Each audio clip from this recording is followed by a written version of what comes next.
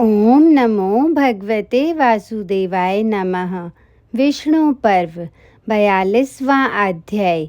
इस अध्याय में हम जानेंगे जरासंध की सेना का वर्णन, उसका सेना को पर्वत पर आक्रमण करने की आज्ञा देना, शिशुपाल की सम्मति से गोमंत पर्वत में आग लगाया जाना, पर्वत का जलना तथा बलराम और श्री कृष्ण का पर्वत से कूदकर राजाओं की सेना में आ पहुंचना। वैशंपायन जी कहते हैं, जन्मेजय तदंतर समस्त राजाओं का राजा महातेजस्वी जरासंध वहां आ पहुंचा।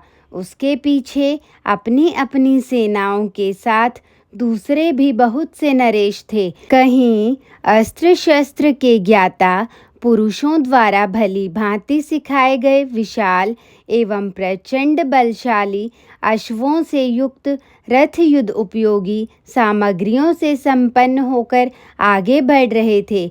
उन रथों की गति कहीं भी अवरुद्ध नहीं होती थी। कहीं बहुसंख्यक हाथी चल रहे थे जिन्हें सोने की जंजीरों से कसा गया था। उनके दोनों पार्श्व में बड़े बड़े घंटे लटक रहे थे।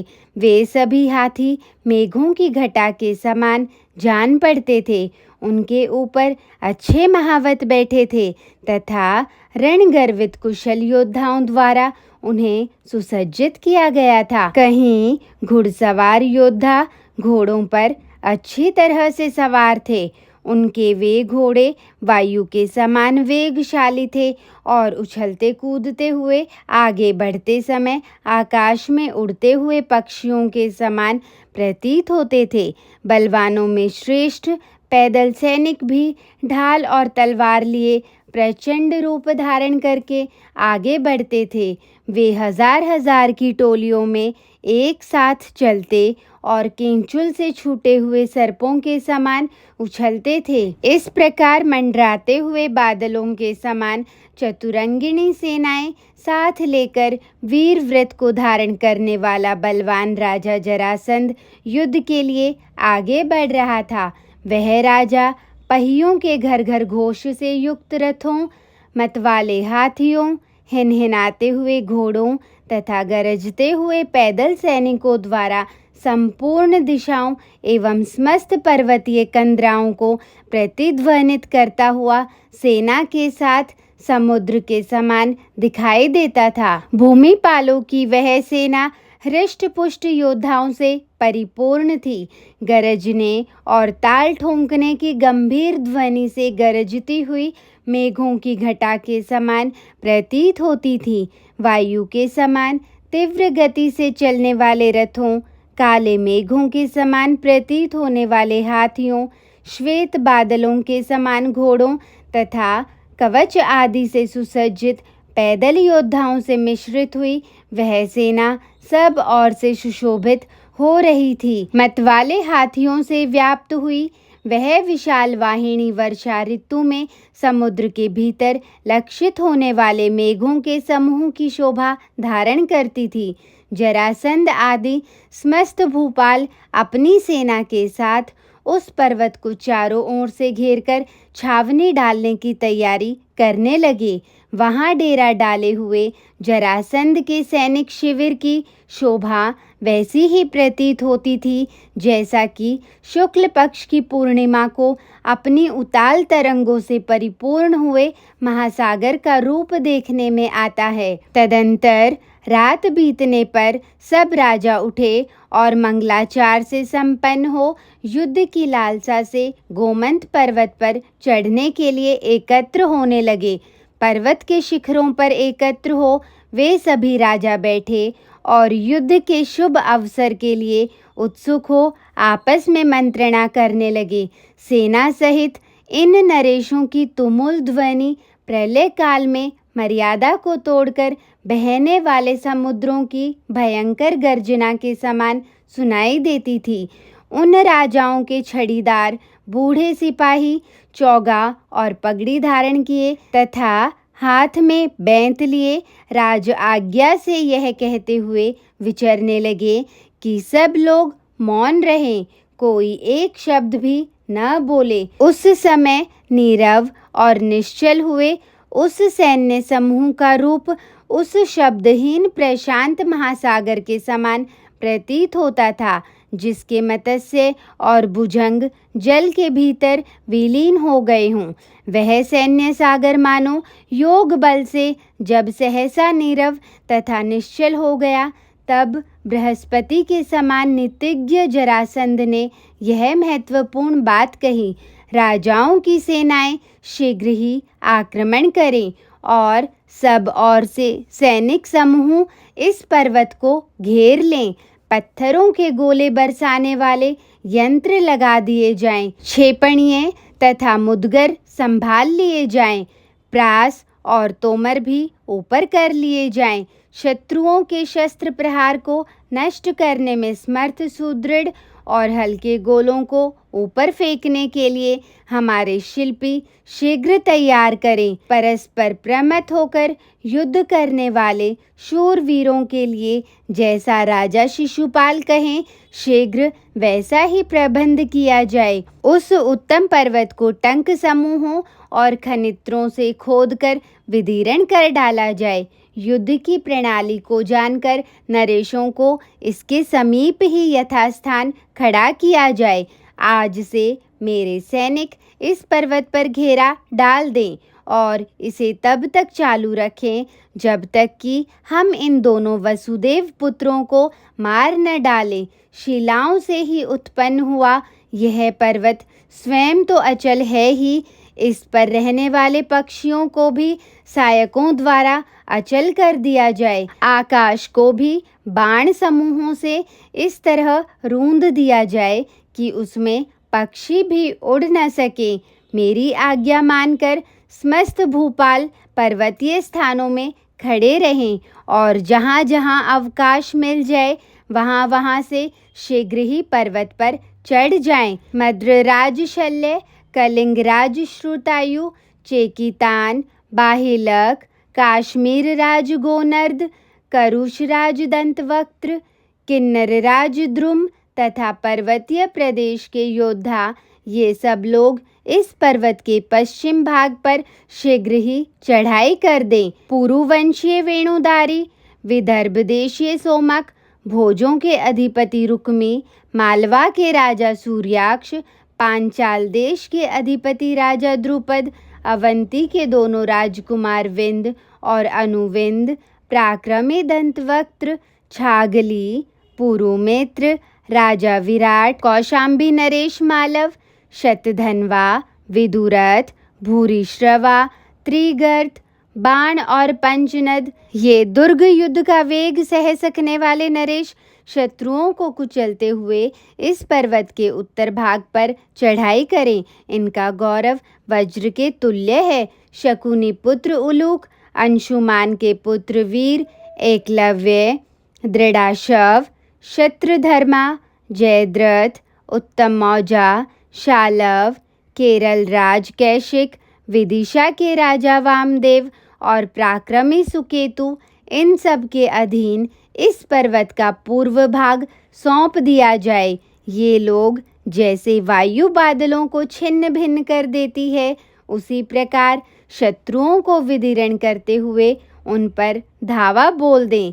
मैं दरद तथा पराक्रमी चेदिराज शिशुपाल कवच आदि से सुसज्जित होकर इस पर्वत के दक्षिण भाग को विदीर्ण कर डालेंगे। इस प्रकार हमारी सेनाओं द्वारा चारों ओर से घिरा हुआ यह पर्वत शीघ्र ही मानो इस पर वज्र का आघात हो रहा हो, इस तरह घोर भय प्राप्त करे। गदाधारी वीर गदाओं से, परिघ चलाने वाले परिघों से तथा अन्य वीर नाना प्रकार के दूसरे अस्त्र शस्त्रों से इस श्रेष्ठ पर्वत के टुकड़े टुकड़े कर डालें। विषम एवं ऊंची शिलाओं से युक्त इस भूधर को आप सभी भूपाल मिलकर आज ही भूमि के समान समतल कर डालें। जरासंध की बात सुनकर समस्त राजाओं ने मगधराज की आज्ञा से गोमंत पर्वत को चारों ओर से घेर लिया, ठीक उसी तरह जैसे समुद्र पृथ्वी को घेरे हुए है।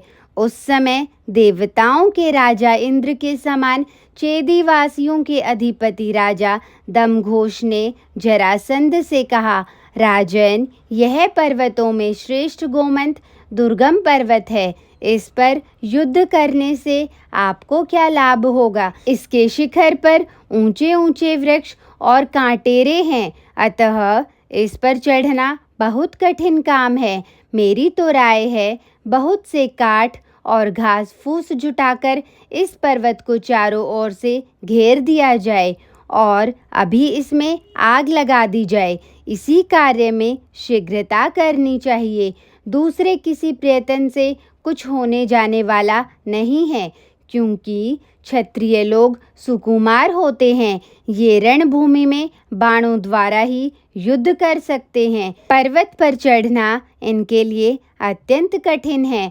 इस समय इन्हें दुर्गम पर्वत पर चढ़कर वहां के पैदल योद्धाओं के साथ युद्ध करने के काम पर नियुक्त किया गया है, जो इनके लिए दुष्कर है। तात केवल घेरा डालने से या ऊपर चढ़ जाने से देवता भी इस पर्वत का मर्दन नहीं कर सकते। राजाओं, दुर्ग युद्ध में रोध युद्ध अर्थात घेरा डालने के द्वारा जो लड़ाई का कर्म चालू किया जाता है वह श्रेयस्कर होता है, क्योंकि दुर्ग की खाद्य सामग्री समाप्त होने पर वहां के निवासियों का पतन अवश्यंभावी है, परंतु यहाँ पर्वत निवासियों के लिए खाने पीने की सामग्री सदा सुलभ है। अन्न, जल और लकड़ी की कमी हो जाए तभी पर्वतवासी योद्धाओं को धराशाही किया जा सकता है। हमारी संख्या बहुत है और विपक्षियों की कम, ऐसा सोचना भी निपुण नीति का परिचायक नहीं है। ये दोनों यदुवंशी भी युद्ध के लिए तैयार खड़े हैं, अतः इनकी अवहेलना नहीं करनी चाहिए। इनके पूरे पूरे बल का ज्ञान किसी को नहीं है। ये दोनों देवताओं के समान तेजस्वी सुने जाते हैं। अपने कर्मों से तो ये अमर जान पड़ते हैं, क्योंकि बाल्यावस्था में ही ये अत्यंत बलशाली हैं। यदुकुल के इन श्रेष्ठ पुरुषों ने इस जगत में बड़े बड़े दुष्कर कर्म किए हैं, अतः सूखे काठों और तिनकों से आवेशित करके इस उत्तम पर्वत में हम सब और से आग लगा देंगे। इससे अचेत होकर वे दोनों भस्म हो जाएंगे। यदि आग से जलते हुए वे दोनों हमारे पास से निकलेंगे तो हम सब लोग मिलकर उन्हें मार गिराएंगे। इस तरह उन दोनों को अपने जीवन से हाथ धोना पड़ेगा। राजाओं के हित की बात बताने वाले चेदीराज ने जो बात वहां कही वह सेना सहित समस्त राजाओं को अच्छी लगी। तदंतर उन्होंने काठ, कबाड़, घास फूस और सूखी डाल वाले वृक्ष लाकर उनके द्वारा उस गिरिराज गोमंत में आग लगा दी। उस समय आग की ज्वालाओं से घिरा हुआ वह पर्वत सूर्य की किरणों से आवृत मेघ के समान प्रतीत होता था। इसके बाद शीघ्रता पूर्वक पैर बढ़ाते हुए राजाओं ने जहाँ जैसा हवा का रुख था उसके अनुसार तुरंत ही पर्वत के चारों ओर वह आग फैला दी। वायु से प्रज्वलित हुई आग वहां सब ओर से ऊपर को उठने लगी और धूमयुक्त ज्वालामालाओं की प्रभा से आकाश की शोभा सी बढ़ाने लगी। सूखे काठों के ढेर ही जिसकी जड़ थे वह आग वायु के सहारे से बढ़कर कमनीय वृक्षों वाले शोभा संपन्न गोमंत पर्वत को चारों ओर से दग्ध करने लगी। उस आग से दग्ध होता हुआ गिरिराज गोमंत बड़ी बड़ी शिलाएं छोड़ने लगा। अग्नि के ताप से चटक कर प्रस्तर खंड टूट टूट कर गिरने लगे। वे सैकड़ों शिलाएं 100-100 टूक होकर गिरते समय बड़ी बड़ी उल्काओं के समान दिखाई देती थी।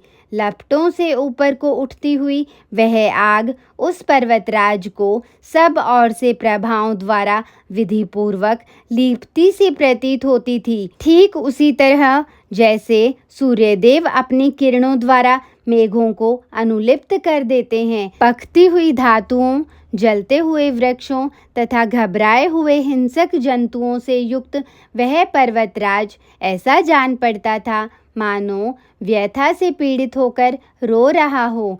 आग से दग्ध होकर तपा हुआ वह पर्वत सोने, चांदी तथा काले रंग की धातुओं के पिघले हुए रसों की धारा बहाने लगा। यद्यपि अग्नि से उसका सारा अंग उद्भासित हो उठा था, तो भी उसके ऊपरी भाग में धुएं का अंधकार छा रहा था, इसलिए उस पर्वत की अधिक शोभा नहीं हो रही थी। वह समुद्र में डूबते हुए मेघ के समान जान पड़ता था। उसके प्रस्तर समूह अलग हो होकर गिर रहे थे। उससे कड़े अंगारों की वर्षा हो रही थी। उस समय आग उगलने के कारण वह पर्वत उल्काओं की वर्षा करने वाले मेघ के समान प्रतीत होता था। उसके झरनों के स्रोत सूख गए, मध्य भाग में धुआं फैल गया। उस अवस्था में वह पर्वत प्रलय अग्नि से दग्ध होकर भस्म हुआ सा जान पड़ता था। उसके पार्श्व भागों से घबराए हुए सर्प निकलने लगे। उनके आधे शरीर जल गए थे। उनकी आंखों से क्रूरता टपक रही थी तथा वे अपने फैले हुए मस्तकों से फुंकार मार रहे थे। आग से झुलसे हुए सिंह और व्याघ्र भय से उद्विग्न हो बार बार उछलकर आकाश से नीचे मुंह किए गिरते और आर्तनाद करते थे। वहां के वृक्ष दग्ध होने के कारण अपने भीतर के रस को पानी के रूप में बहाने लगे। ऊपर को उठने वाली वायु भस्म और अंगारों से अत्यंत पिंगल वर्ण की होकर बहने लगी और आकाश में धूम की छाया घुमड़कर घिरी हुई मेघों की घटा के समान दिखाई देने लगी। पक्षी और हिंसक जंतु भी उसे छोड़कर भाग रहे थे। वह महान शिखर वाला पर्वत अधिक आग बढ़ जाने के कारण व्याकुल सा हो उठा था। बड़ी बड़ी चंचल शिलाओं के ढेर से युक्त वह पर्वत आग से तपकर अपनी शिलाओं को इस प्रकार छोड़ रहा था मानो इंद्र के वज्र से विदीर्ण होकर बिखरा जा रहा हो। उस पर्वतराज में आग लगाकर व्यूह के आकार में सुसज्जित होकर खड़े हुए क्षत्रिय उस प्रचंड पावक से संतप्त हो आधा कोस पीछे हट गए। वह पर्वतों में श्रेष्ठ गोमंत नष्ट होते हुए महान वृक्षों के साथ जब इस प्रकार दग्ध होने लगा, धूमभार से उसकी ओर देखना असंभव हो गया और उसका मूल भाग शिथिल होने लगा।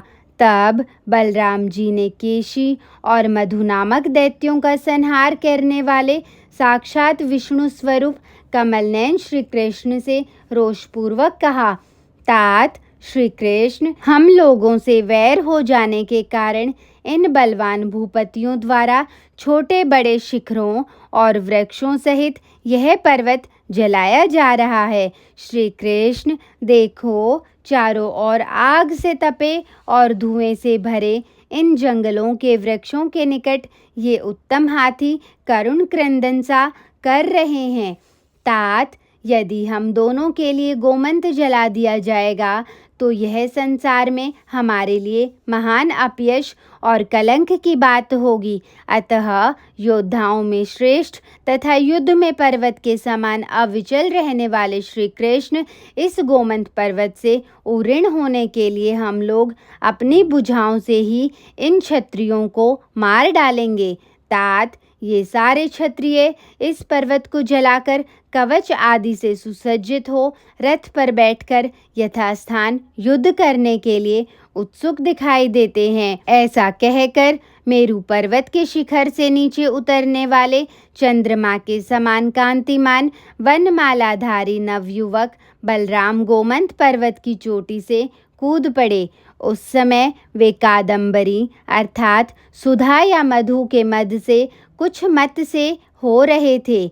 उनके शरीर पर नील वस्त्र शोभा पाता था।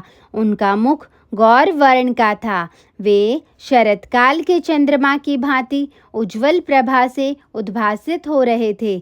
उनका उदर भाग वनमाला से अलंकृत था। उन्होंने एक कान में कमनीय कुंडल धारण कर रखा था तथा उनके मस्तक पर मनोहर मुकुट शोभा दे रहा था। श्री कृष्ण के बड़े भाई बलराम नीचे मुँह किए राजाओं के बीच में ही कूद पड़े। बलराम जी के कूदने के पश्चात काले मेघ के समान श्याम कांतिमान और अमित पराक्रमी श्रीमान कृष्ण भी गोमंत शिखर से कूद पड़े। कूदते समय श्री हरि ने उस श्रेष्ठ पर्वत को अपने दोनों पैरों से दबाया। उनके द्वारा दबाव पड़ने पर वह पर्वत चारों ओर से जलमग्न सा हो गया। उसका एक एक पत्थर जल से नहा उठा और मद की बूंदें टपकाने वाले हाथी के समान जल का स्रोत बहाने लगा।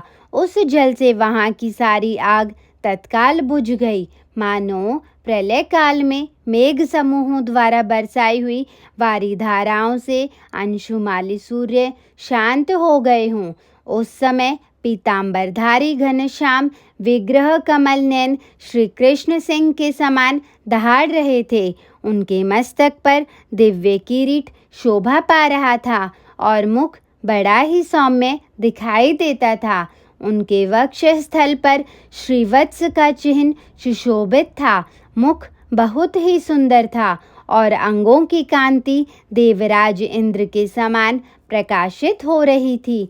बलराम जी के बाद पराक्रमी श्री कृष्ण भी वहीं राजाओं के बीच में ही कूद पड़े थे। उन दोनों भाइयों के कूदने से उनके चरणों का दबाव पाकर वह पर्वत जल के स्रोत बहाने लगा था, जो उस भयानक अग्नि को बुझाने में सहायक हुआ। पर्वत से जल के स्रोत निकलते देखकर राजाओं के मन में भय समा गया। इस प्रकार श्री महाभारत के खिलभाग हरिवंश के अंतर्गत विष्णु पर्व में गोमंत पर्वत का दाह विशक 42वां अध्याय पूरा हुआ। जय श्री कृष्ण।